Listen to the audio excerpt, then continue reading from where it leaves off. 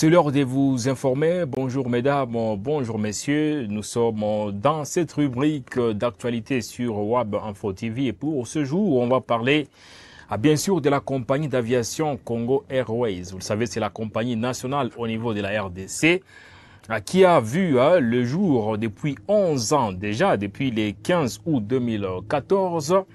Et tous les appareils passent normalement au niveau de l'aéroport international d'Njili à Kinshasa. Et c'est une compagnie quand même qui a fait des tours, des navettes au niveau des 11 destinations de la RDC. Mais qu'est-ce qu'il se passe depuis quelques années? On s'est rendu compte que depuis 2023 exactement, la compagnie d'aviation Congo Airways a presque cessé, en tout cas des volets, s'il faut le dire ainsi. Donc il y a eu suspension des mouvements.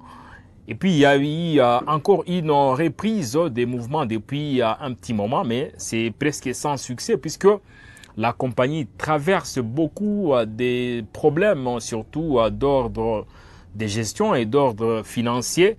Et c'est ce qui a poussé au gouvernement congolais de taper du poing sur la table. En tout cas, on va en parler dans cette tranche actu sur WAB Info Télévision. Donc, vous le savez, il y a le ministre Jean-Lucien Boussa qui est chargé des portefeuilles, qui était chargé des portefeuilles au niveau de la RDC du gouvernement Souminois 1. Il a été changé des fonctions. Actuellement, il occupe, depuis les remaniements qui a été annoncé dernièrement, la fonction de ministre de l'aménagement du territoire. On va vous parler également de ces deux ministères à ne pas confondre. C'est quoi le ministère des portefeuilles? Et c'est quoi également le ministère de l'aménagement du territoire? On va en parler. Mais Jean-Lucien Boussa a fait une déclaration au cours d'une émission sur la chaîne de télévision à Télé 50 tout récemment où il a un tout petit peu évoqué les cas relatifs à la compagnie d'aviation Congo Airways. En tout cas, il y a une très bonne nouvelle que vous allez découvrir bien sûr dans cette tranche sur WAB Info Télévision. Vous savez, la RDC, en tout cas, c'est un des pays au niveau mondial qui occupe l'une des dernières positions en termes des forces des compagnies aériennes. Donc, la RDC est dans l'obligation de faire recours à certaines compagnies pour des navettes aériennes, à ce qui fâche bien sûr la population. Et vous savez, c'est toujours difficile de voyager au niveau national. Pourtant, c'est quand même un vaste pays, c'est le deuxième pays le plus vaste au niveau d'Afrique après l'Algérie. Et bien sûr, la RDC occupait à l'époque la troisième position avant les découpages du Soudan, bien sûr. Mais actuellement, le pays cher à Félix-Antoine Tshisekedi Tshilombo occupe la deuxième position, juste derrière l'Algérie qui est le tout premier pays en termes de superficie et aussi en termes de vasteté. Mais il se pose un sérieux problème d'aviation et la compagnie nationale est dans l'obligation de cesser ou presque ces mouvements qu'elle effectuait par le passé. Donc ça fait 11 ans qu'elle existe, mais la compagnie Congo Airways est dans l'obligation. Mais qu'est-ce qu'il se passe? Jean-Lucien Boussa, dans cette émission, a eu d'abord à préciser qu'il y a des réponses alternatives qui sont étudiées au niveau du gouvernement congolais. Donc il a précisé tout en martelant que le président de la République lui-même s'investit afin que la compagnie Congo Airways puisse trouver une solution par rapport à son fonctionnement. Donc il l'a dit en des mots très clairs. Donc le Congo Airways, c'est une des priorités du gouvernement. Et vous le savez, pourquoi d'ailleurs, c'est la question que vous vous posez peut-être, pourquoi cette compagnie fait face à des difficultés. Bien sûr, on a évoqué quand même quelques raisons d'ordre financier, également d'ordre de gestion, mais sauf que il se pose un problème des matériels également, parce que tous les appareils des Congo Airways, ou presque, sont au sol. Ils sont complètement cloués au sol, et la raison est simple, les moteurs sont en panne. Il n'y a pas que des moteurs d'ailleurs, puisque Jean-Lucien Boussa, lui, il a beaucoup plus parlé des appareils de Congo Airways qui sont en panne. Donc ça veut dire, ça fait quand même des années que ces appareils sont en panne. Et pour lui, pour réparer ces appareils, il faut des millions de dollars. Vous savez, la RDC, c'est un pays où on parle fréquemment des millions de dollars américains Et pour lui, pour réparer ces appareils, il faut des millions de dollars. Je vous rappelle que la RDC, par exemple, pour quitter la ville de Goma vers Kinshasa, c'est pas moins de 2000 km à vol d'oiseau. Là, il faut le préciser. Et c'est plus de 2 heures de vol. Donc, ça veut dire c'est quand même un pays très vaste. Là, je parle des gens qui ne connaissent pas parfaitement la RDC, mais qui nous suivent. Donc, ils sont nombreux également qui nous suivent, qui ne sont pas forcément congolais. Pour quitter, par exemple, Kinshasa vers Lubumbashi, c'est au moins 2 heures également de vol. 2 heures de vol, donc c'est plus de 2000 kilomètres en termes de vol d'oiseaux. Donc voilà, ça veut dire c'est toujours compliqué. Et en RDC, c'est toujours difficile parce qu'on peut même acquérir un ticket de voyage, mais sans pour autant être rassuré de voyager à plusieurs reprises. On a déjà fait face à ce genre de problèmes. On achète un ticket de voyage, mais les jours du déplacement, les jours du voyage, on vous informe que le voyage est annulé ou reporté pour des raisons de perturbations ou pour des raisons de flux aériens. Donc, il y a beaucoup de mots qui sont employés. Mais ce qui est sûr est que Jean-Lucien Boussa, il a fait une annonce. L'ancien ministre des Portefeuilles et actuel ministre de l'Aménagement du territoire dans l'émission dont on vient de vous parler, il a fait une annonce. Il a dit quand même que la compagnie Congo Airways ne travaille pas seule. C'est une compagnie, bien sûr, qui a entre autres, il faut le dire, il y a la Caisse nationale de sécurité sociale. Donc voilà, c'est parmi, en tout cas, les organisations qui prêtent main forte à Congo Airways. Donc voilà, la Caisse nationale de sécurité sociale, CNSS, comme on le dit. Donc c'est parmi les actionnaires de Congo Airways. Et qu'est-ce qu'il va se passer? En tout cas, on va vous le dire. Mais la question, vous posez beaucoup de questions. Il y a beaucoup d'interrogations qui taraudent vos esprits par rapport réellement à ces ministres. Mais pourquoi a-t-il fait son intervention en lieu et place du ministre des Transports et Voies des Communications? Et vous le savez, il y a Jean-Pierre Bemba Gombo qui a été conforté, si pas réconforté dans son fauteuil de ministre des Transports et Voies des Communications. Il n'est pas que ministre, il est également vice-premier ministre. Donc c'est parmi quand même les hautes fonctions au niveau du gouvernement congolais, un gouvernement chapeauté par Judith Suminwa Tuluka, première ministre, qui est en fonction depuis plus d'une année déjà. Donc Jean-Pierre Bemba, ministre du Transport, il est peut-être un peu silencieux, mais il a promis également qu'il travaille dessus afin que la solution soit trouvée. Parce que vous savez, en dehors de ça, il y a également la compagnie Air Congo qui a été lancée dans la foulée. Mais malgré les lancements de Air Congo, on sent que la solution n'est pas complètement trouvée. Puisque à l'heure actuelle, c'est difficile quand même qu'on puisse se déplacer lorsqu'on se trouve dans certains coins un peu désenclavés, dans des coins un peu reculés. C'est vraiment compliqué. Pour preuve, je vous ai dit que pour Congo Airways, il n'y a que 11 destinations. Voilà, plus ou moins 11 destinations fréquentées par Congo Airways.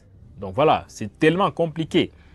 Mais en fait, la question, pourquoi c'est Jean-Lucien Boussa qui a fait son intervention et pas Jean-Pierre Bemba Gombo? Je vais quand même essayer un peu de vous expliquer, parce qu'il faut quand même vous le dire, il y a beaucoup de ministères au niveau de la RDC, mais les ministères dont peut-être les explications manquent en termes bien sûr des compréhensions pour les communs des mortels. Mais c'est quoi le ministère des Portefeuilles? Il faut comme le dire, en République démocratique du Congo, comme dans certains pays francophones notamment, le ministère des Portefeuilles est l'institution chargée de la gestion des entreprises publiques. Donc c'est l'institution chargée des entreprises publiques et des participations de l'État dans les sociétés mixtes ou privées. Ça veut dire, si aujourd'hui Jean-Lucien Boussa, désormais ancien ministre des Portefeuilles, actuel ministre bien sûr de l'aménagement du territoire, a pu parler pour expliquer en tout cas la nouvelle qui sera rendue officielle peut-être dans les prochains jours par rapport à Congo Airways, c'est parce qu'il est ministre des Portefeuilles et son ministère bien sûr est chargé de la gestion des entreprises publiques et des participations de l'État dans les sociétés mixtes ou privées. Et ici, lorsqu'on parle des portefeuilles, en tout cas, on fait référence à des actions ou à des participations détenues par l'État et non pas à un accessoire pour ranger de l'argent. Ça, c'est l'explication des portefeuilles. Et ces ministères veillent, par exemple, à la rentabilité des entreprises publiques, à leur gouvernance et à leur restructuration si nécessaire. Voilà, donc le ministère des portefeuilles veille plutôt, par exemple, à la rentabilité des entreprises publiques, à leur gouvernance et à leur restructuration si nécessaire. Et ici, quand on parle des entreprises publiques, Congo Airways, forcément, fait partie de ces entreprises-là. C'est pour ça que Jean-Lucien Boussa en a discuté. Même pas rapidement, parce qu'il quitte le ministère des portefeuilles vers le ministère de l'aménagement du territoire. Mais nous, on est toujours pédagogique au niveau de WAB Info Télévision. C'est quoi également un ministère de l'aménagement du territoire? C'est tellement important qu'on puisse vous en parler. Parce que, bien sûr, des fois, on ne comprend pas. Ministère de l'aménagement du territoire. Ça veut dire quoi? Quid de ces ministères? Il faut les rappeler. C'est un département gouvernemental chargé d'organiser et de planifier l'utilisation du sol et du territoire national. Donc le ministère de l'aménagement des territoires, d'ailleurs, qui était jadis occupé par Guy Mboyo, maître Guy Mboyo, bien sûr, qui a cédé son fauteuil à Jean-Lucien Boussa. Ce ministère est un département gouvernemental chargé d'organiser et de planifier l'utilisation du sol et du territoire national. Ces missions varient selon les pays, mais il s'occupe généralement d'abord de la planification urbaine et rurale, donc le schéma directeur, plan d'urbanisme, mais aussi de la gestion des espaces, zones agricoles, industrielles, résidentielles, naturelles, et que dire encore? Ces ministères s'occupent aussi de la politique foncière. La politique foncière, ici, on parle notamment des cadastres, titres de propriété, régulation des terres. Mais aussi, ils s'occupent du développement équilibré des régions ou la rééducation des inégalités entre zones urbaines et rurales. Et puis aussi, parce que c'est important de les mentionner, le ministère de l'aménagement du territoire s'occupe de la prévention des risques, inondations, érosion, catastrophes naturelles et enfin de la coordination avec d'autres ministères. Donc ici, on parle des infrastructures, environnement également, mais aussi le ministère de l'économie. Voilà, ce sont les quelques précisions parce que quand vous nous suivez, c'est important que vous compreniez réellement ce dont on est en train d'évoquer, bien sûr, dans nos tranches habituelles. Donc, Jean-Lucien Boussa, actuel ministre de l'aménagement du territoire, vous venez quand même de suivre ses prérogatives, mais aussi ancien ministre des portefeuilles. Mais c'est quoi le ministère des portefeuilles? On l'a dit que c'est un ministère, c'est une institution chargée de la gestion des entreprises publiques et des participations de l'État dans les sociétés mixtes ou privées. Voilà, ça c'est un peu à quelques petits détails par rapport au ministère des portefeuilles au niveau de la République démocratique du Congo. Donc, en passant les témoins, bien sûr, à celui qui a pris le ministère des portefeuilles ou celle, parce que c'est une dame, bien sûr, Jean-Lucien Boussa, a précisé qu'il quitte ou qu'il laisse le ministère des portefeuilles dans un dynamisme d'amélioration de la gouvernance et de la gestion. Ça veut dire qu'il n'a pas la prétention de dire qu'il a presque tout, il a tout fait à la perfection, mais au moins il estime qu'il laisse ce ministère dans un dynamisme d'amélioration de la gouvernance et de la gestion. Et puis puisque nous parlons de Congo Airways, il faut le dire, on a commencé à le dire, parmi les actionnaires, notamment les actionnaires majoritaires, donc des entreprises qui œuvrent également au niveau des Congo Airways pour un coup de boost, on a parlé de la Caisse nationale de sécurité sociale, CNSS. Donc bien sûr, c'est une entreprise publique également de l'État, mais qui est actionnaire au niveau des Congo Airways. Et d'ailleurs, la bonne nouvelle, c'est quoi? Jean-Lucien Boussa a confirmé que toutes les dispositions nécessaires ont déjà été prises. Et la CNSS va apporter deux avions à Congo Airways. Deux, c'est peut-être minime, parce que quand on parle des grandes compagnies, il y a des grandes compagnies au niveau, bien sûr, d'Afrique, Ethiopian Airlines, Kenya Airways, Royal Air Maroc, et bien d'autres compagnies. On s'est dit, oui, mais là, quand on parle des deux avions, au Congo. Mais pourquoi les gens ont tendance à applaudir avec leurs deux mains plutôt? C'est parce que bien sûr, Congo Airways souffre énormément d'un manque, bien sûr, d'appareils.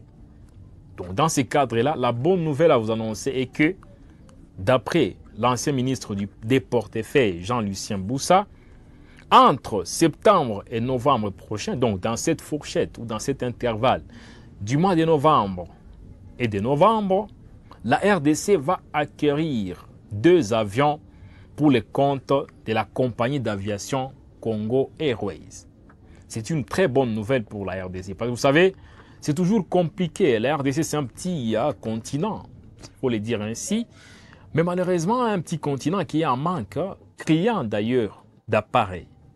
Les gens font une file indienne, il faut le dire ainsi, une file plutôt, pour déjà trouver éventuellement une place à bord d'un avion.